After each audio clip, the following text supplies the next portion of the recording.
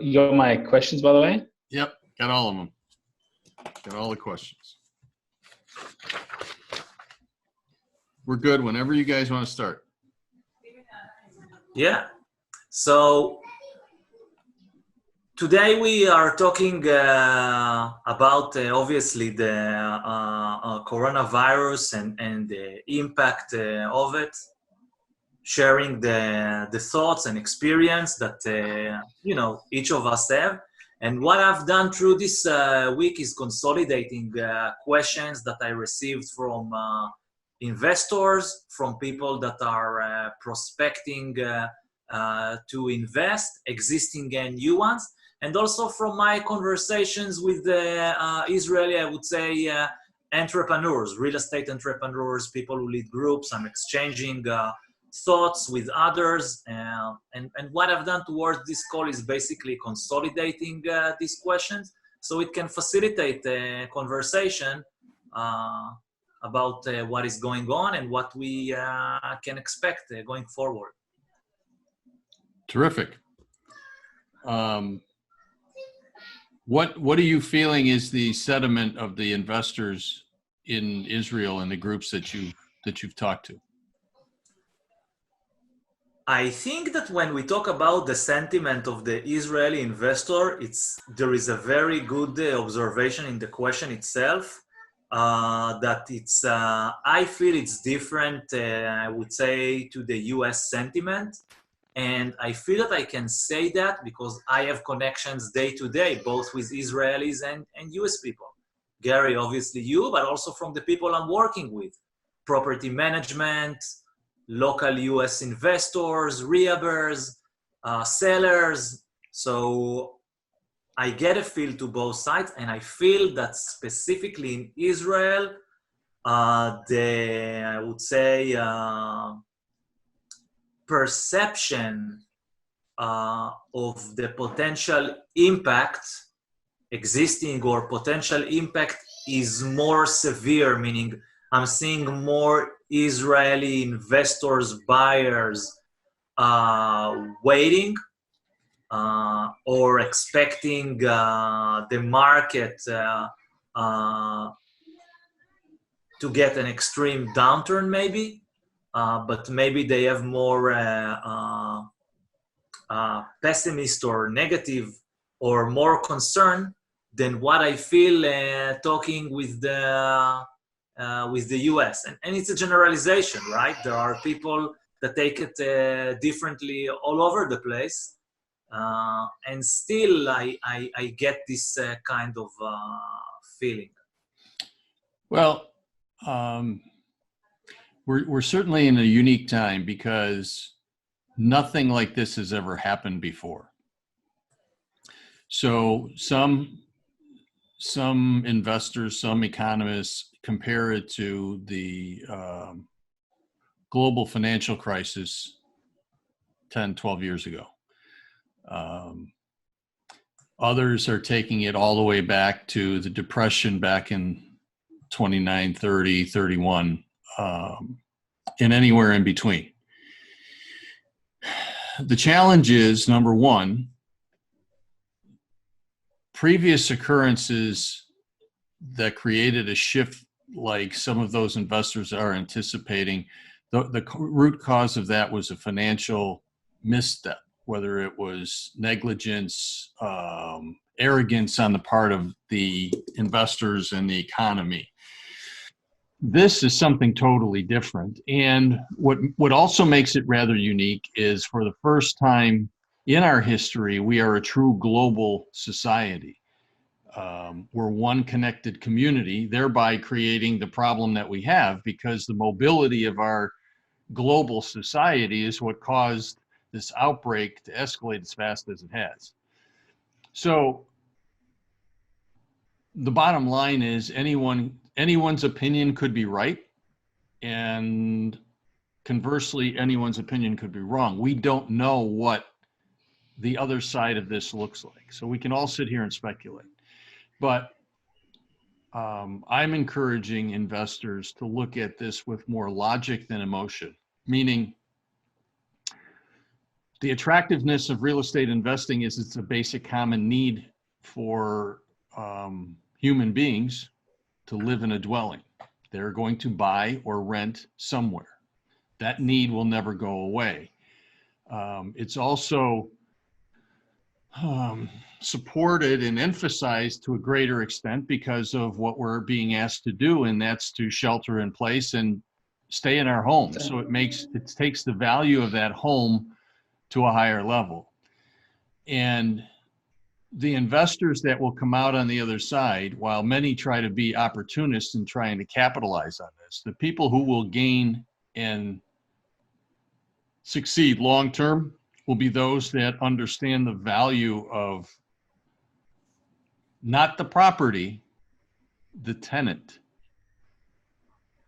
Let's break it down maybe, because you are taking basically it from the root cause. If I'm following what you say right now from the root cause, also appreciating or thinking about the differences in the root cause from past events like the 2008 recession, or even a similar or worse dynamic about 100 years ago, and taking it, from where we are now, what is anticipated to happen, or how can we gain out of it.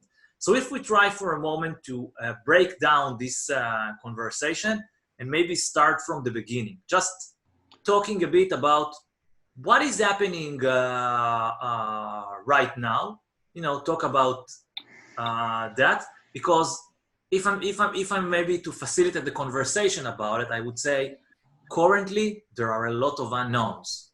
This is where we are right now. Like, for example, we don't really know how much time the day-to-day economy, I don't want to say shutdown, but we are going to this direction, is going to last. And obviously each day is an impact. So I think the longevity, the duration of it is an important factor. And on the other end, thinking about the economy before even we got into this natural disaster, is that the economy was very strong in general. Low employment, etc. Like, I think there was like records of many centuries in terms of these stats. And specifically for the real estate, we know there is in macro level, a huge deficit of housing. And as you said, people need homes, etc. So the need is there. Maybe they will not afford to buy, but people need to live somewhere. So maybe just to try and think about where we are, what are the impacts, backgrounds, and current impacts that can influence the dynamics going forward. What do you see coming into play? Well, let's start with the root cause. Okay, so 3 weeks ago, if you talk to anyone who is now out of work, they would have never believed that the country would have been shut down. And this hits a broad range of companies, from office people to travel, hospitality. It's just amazing the number of industries that have been touched. So we can't control the root cause. We have to look at how are we going to respond to it, not react. How do we respond to it? So from a real estate perspective, what does that mean? Well, specifically for an investor, and we'll speak directly to the investors that are the buy and hold investors owning rental property. So you're faced with tenants that now may not be able to pay. Last week, the government passed a stimulus package that was basically, they increased, with the stroke of a pen, they increased the national debt by 25% in one day. Yeah, I mean, seriously, the national debt was hovering around $23-24 trillion, and they approved a package that in total, on the surface, it looks like 2.2 trillion, but the reality is it's 6.2 trillion. So that stimulus package is designed to get money into the hands of the former working public so that they can survive and keep the economy going. But however, that's 3 weeks away. And, you know, we're here on the 30th, and in 2 days, the rent's going to be due for many of these tenants. And I will speak as an investor and as an overview of the market itself. The investor, if you're an investor, a real investor, this should not impact you, because an investor should have reserves to bridge a gap like this. Most investors don't. And they want to blame the tenants because, well, the tenant's supposed to pay their rent and I may have a mortgage to pay and I need that money. Well, it's not about you. It's about your tenant. You're providing a product or service to that customer. They're your customer. And your job as a business owner or an investor is to provide that service or product to them. Now, the knee-jerk reaction is, well, I need to evict them, and now the courts are shut down. So that mechanism of correction is eliminated. And from a business perspective, it's probably the most ridiculous thing you can do, because you take a tenant that had up till now, let's say, was a good customer and paying on time and everything's good, and now they have this misfortune that was laid upon them and to no fault of their own, and now they're unable to pay, and you want to evict them for your own selfish needs, and the courts are shut down. Well, let's think about that from, again, our business perspective. What does it cost a landlord to replace a tenant, to make the property ready again, get it on the market, and get a new tenant in there? By the way, in a market where everybody is in the proverbial same boat, so what you're really going to get is a non-paying tenant from somebody else. Yes, because it's not an individual issue with the tenant. It's a macro issue. So if we're now talking, or we have listeners that they are existing landlords, the advice would be, one, try and work with the tenant. Two, if you have the flexibility and you can bridge through your own fund or reserves throughout the period, right?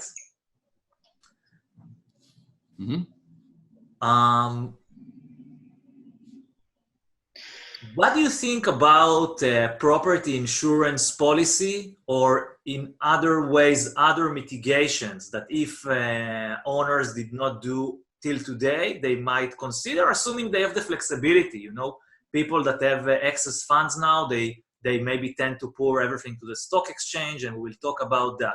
But, you know, if someone doesn't have any maneuvering space, then it's going to be a constraint to fall down or to suffer the consequences of that. And still, positively asking about it, let's assume that people do have the maneuvering space to do the right moves and plan towards, I don't know, 3, 4, 6 months, or maybe more going forward. Then we talked about the reserve. We talk about ideally working with the tenant. Any other thoughts or ideas of potential mitigation steps? Maybe insurance, maybe on warranty, maybe other products that could be applicable. Well, I don't believe, I'm not aware of any insurance policy that provides for business interruption insurance for a landlord. Pandemic. Yeah. For pandemics included in that, Gary, or? Really? I don't know. I'm not sure if pandemics even work for business interruption insurance. I know on my businesses they didn't. However, though, you know, touching on what you're asking, I think the best thing you could do is probably get in touch with your bank. I don't know, a lot of the banks at the moment are holding off very low interest rates, especially here in Australia.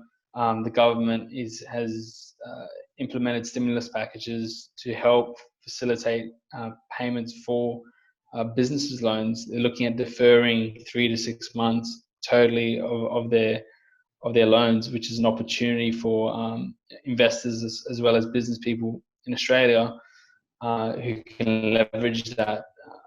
The government just came out last night and said, you should talk to your banks, talk to your landlords, talk to your tenants, and get through this together. Because, like you said earlier, we're all in the same boat. It's a global issue, and it's amazing how you touched on it earlier, Gary, as well. Is that it takes a health crisis to really show how connected we are, and to actually push us towards technological communities that we're ever more growing with. Yeah, I looked at the other day. I saw the graph of the stock price for Zoom, and it's going through the roof. People who didn't even know what Zoom meant 3 weeks ago are now avid users.